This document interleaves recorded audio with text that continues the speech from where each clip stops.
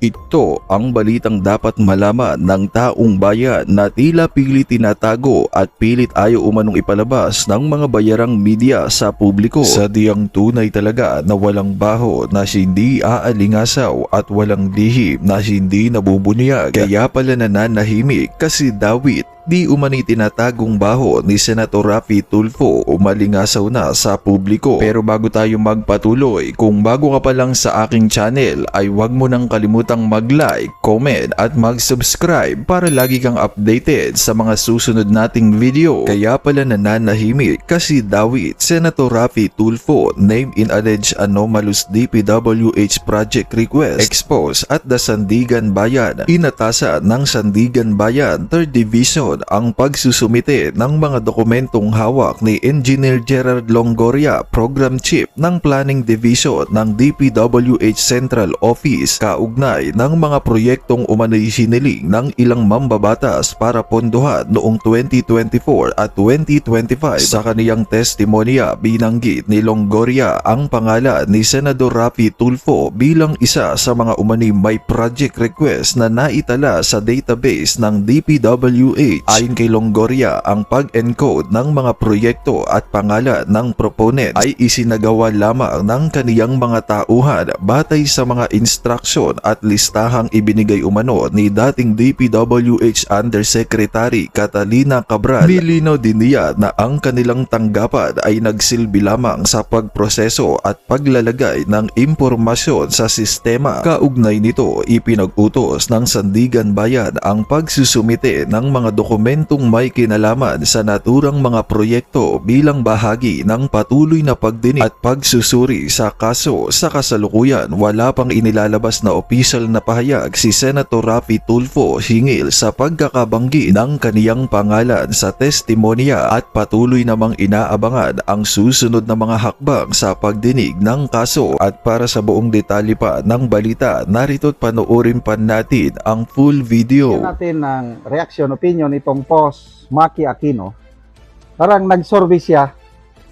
Sabi dito, naniniwala ba kayo na si Senator Erwin Tulfo ang makabago umanong Rodrigo Duterte dahil sa tapang nito sa salita? So yung magsabing, oo, matapang pa kay Duterte, mag-heart yung reaksyon. Hindi! Sa salita lang yan, di kayang gawin. Laugh emoji. So, tingnan natin. Ano ang tingin ng taong bayan? Ito ba ang makabagong Duterte? Resulta. 3,800 ang nag-react. 3,700 ang tumatawa. Ibig sabihin, hindi! Meron pa nga 43 galit. Ang namili lang sa kanya is 19. 19 lang ang nag-heart na naniniwala na siya ang makabagong Duterte. Kawawang Erwin Tulfo.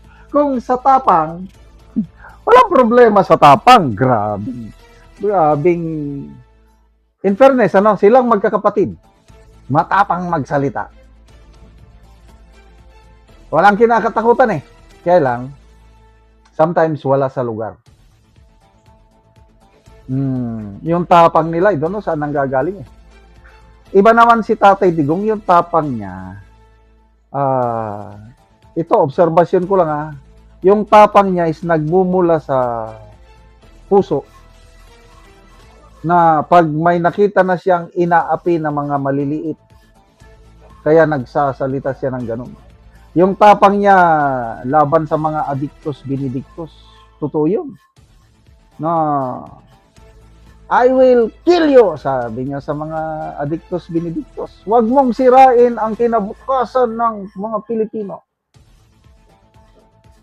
So iba ang ating Tatay Digong. Walang makakapantay sa kanya. Nakakamiss nga siya eh. Yung mga, may nangyari. Basta may inabuso.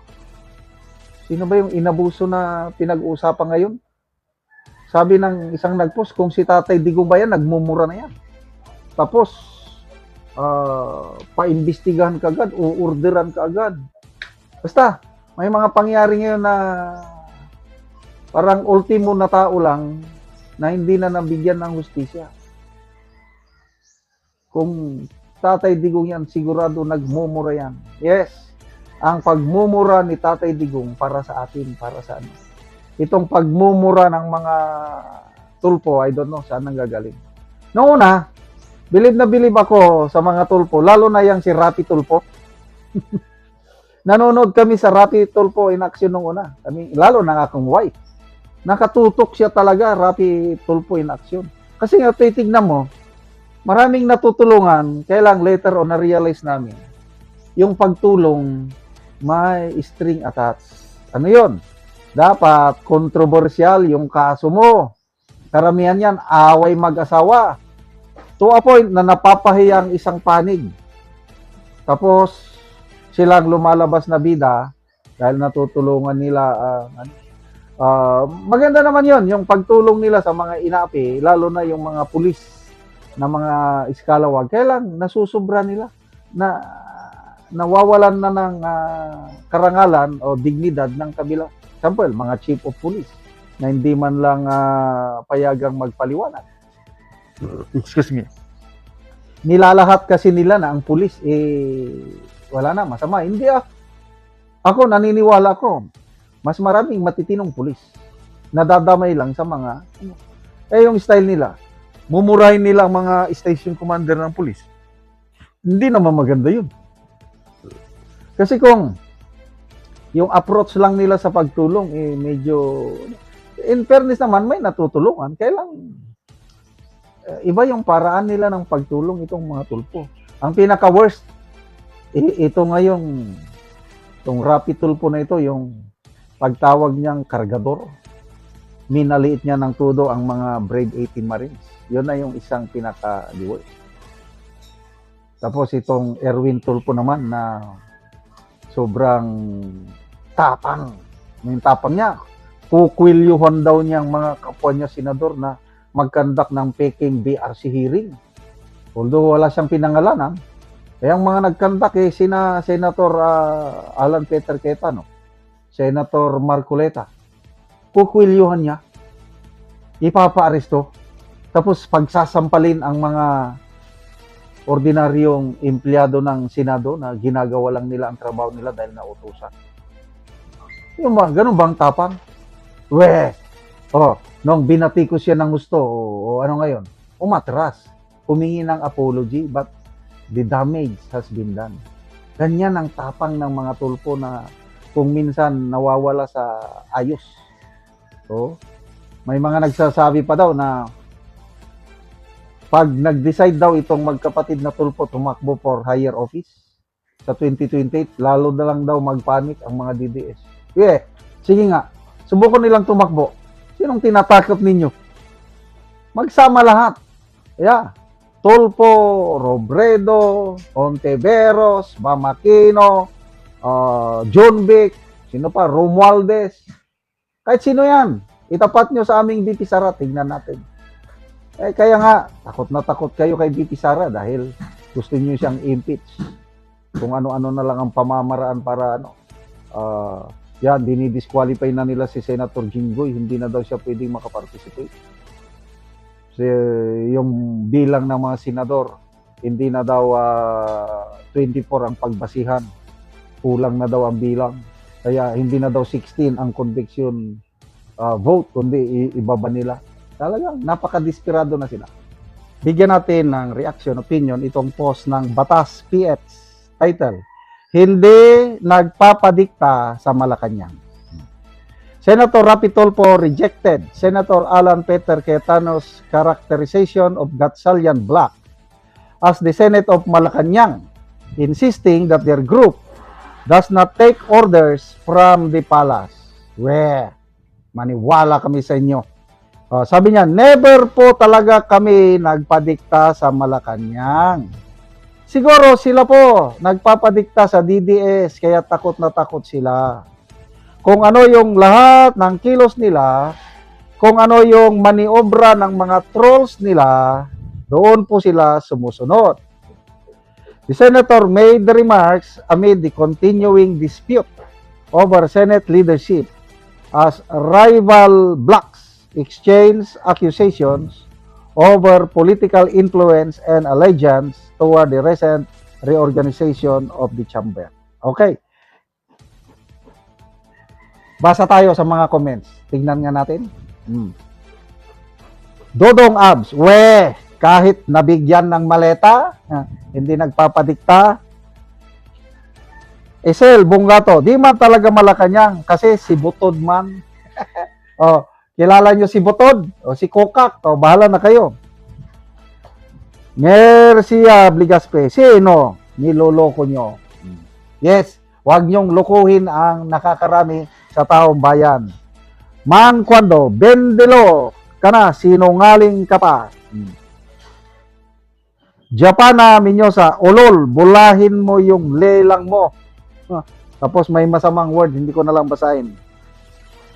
Julien Iruma, kaya pala nawala na yung sa loto, sa una pa lang.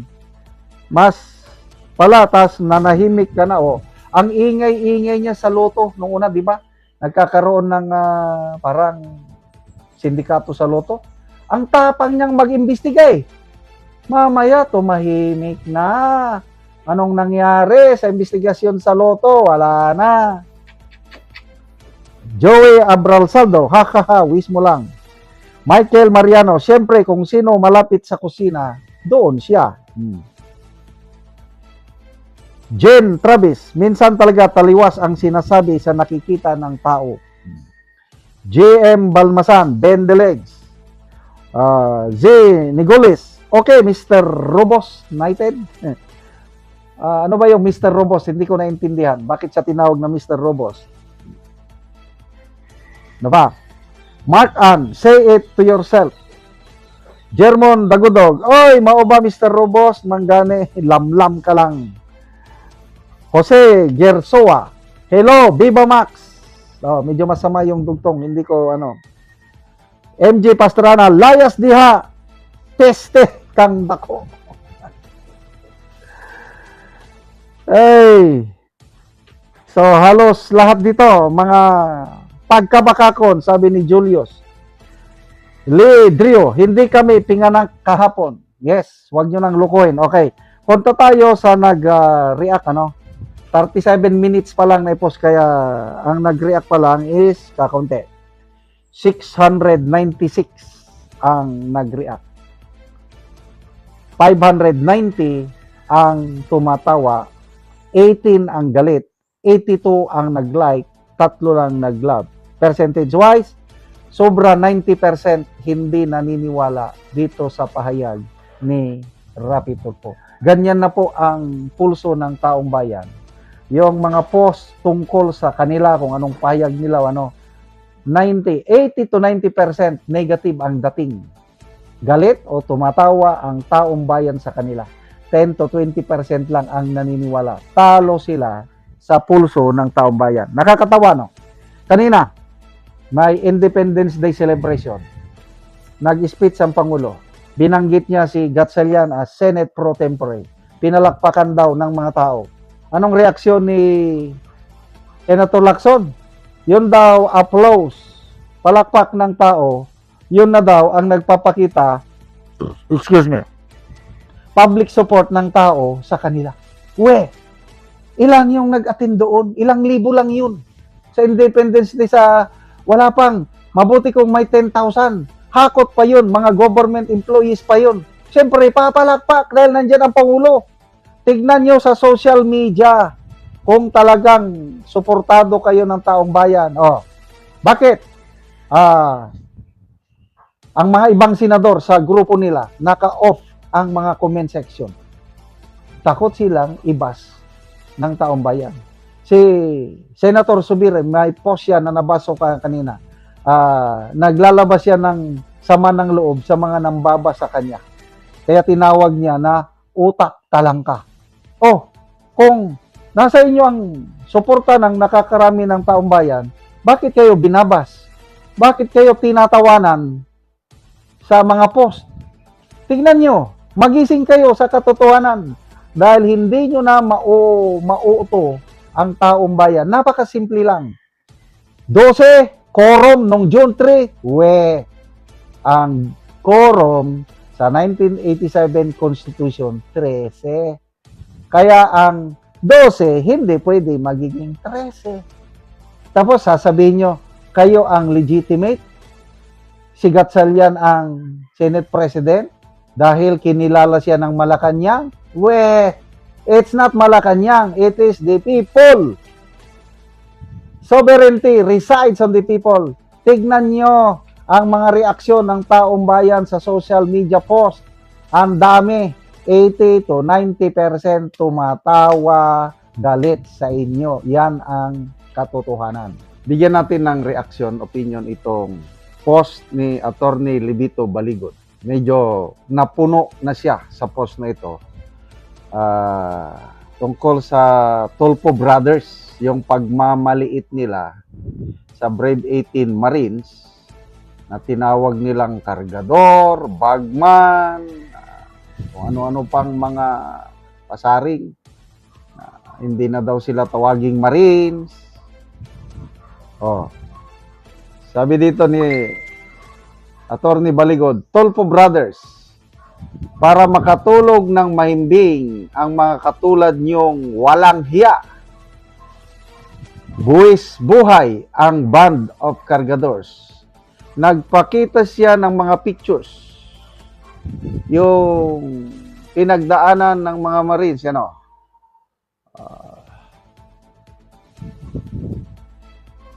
yan, yung mga tinatawag niyang kargador. Buti na lang at maraming na-file na pictures itong Brave 18 Marines. Ako, halos wala akong picture na, nung nasa field pa ako, Teniente Kapitan, doon kami sa kabundukan, wala akong mga picture. Bakit ba? Nagsisi ako, wala akong maipakita sa mga apo ko. Nakikita lang nila nung Colonel, General na, nasa opisina na.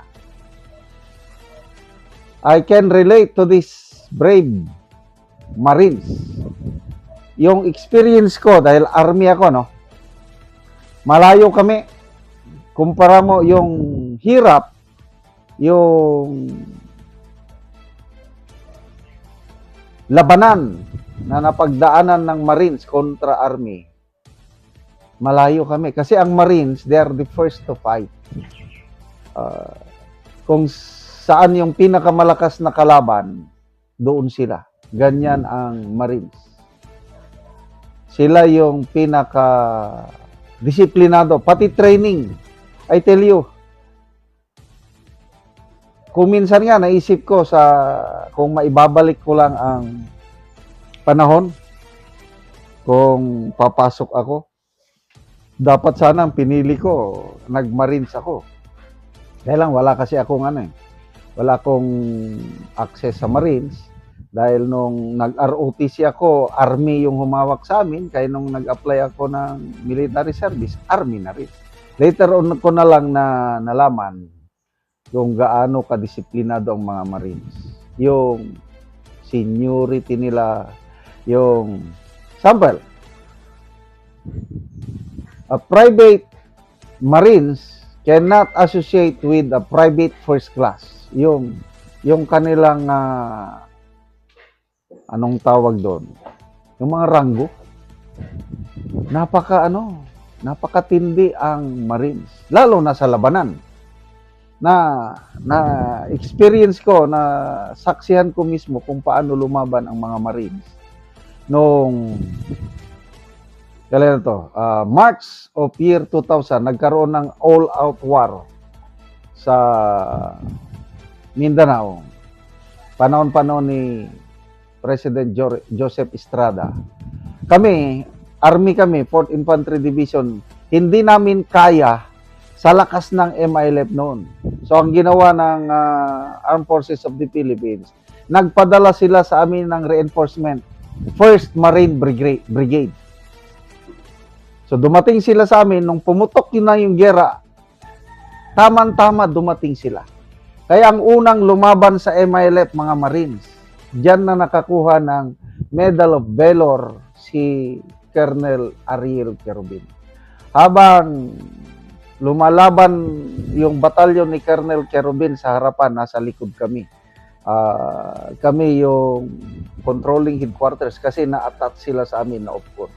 Kaya alam ko kung ano yung hirap, paano lumaban yung Marine Battalion ni Colonel Querubin.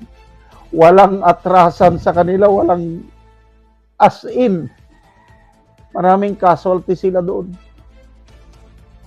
Kaya yung sabihin na kargador lang ang mga Marines na ito, nakakasakit damdamin. Lalo nang nalaman ko yung isa sa kanila, si Corporal Bulutante, awardee ng Gold Cross Medal. Oh, wala, si Tulpo, wala siyang alam yan kung ano yung hirap na pinagdaanan itong mga Marines. Mabuti pa si Vice Mayor Edo Manzano, dating sundalo, kaya sabi niya, once a Marine, always a Marine. Hindi mo yan matatanggal yung pagiging Marines nila kahit wala na sila sa serbisyo. Etong si Auntie Claire, nga sabi niya, huwag nyo naman tawaging Marines ang mga yan dahil wala na sa serbisyo. O, anong itawag sa kanila? Plain civilian? Hindi nyo matanggal yung service nila. O. Kaya ito, mga proof, mabuti at nandyan yung resibo, mga pictures. O, isa pa. Yung si Corporal Walter Manalansan, ito yung namatayan ng kapatid noong June 4. Nakatanggap siya ng appreciation letter of commendation galing sa isang senador dahil sa pakikipaglaban niya noon year 2000 na wounded pa siya. Oh, ibig sabihin, those are proof of heroism.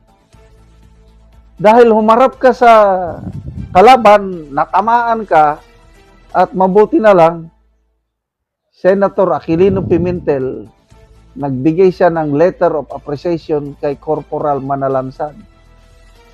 Yan na ngayon. And I believe yung iba, hindi pa lang nailalabas yung mga medals nila.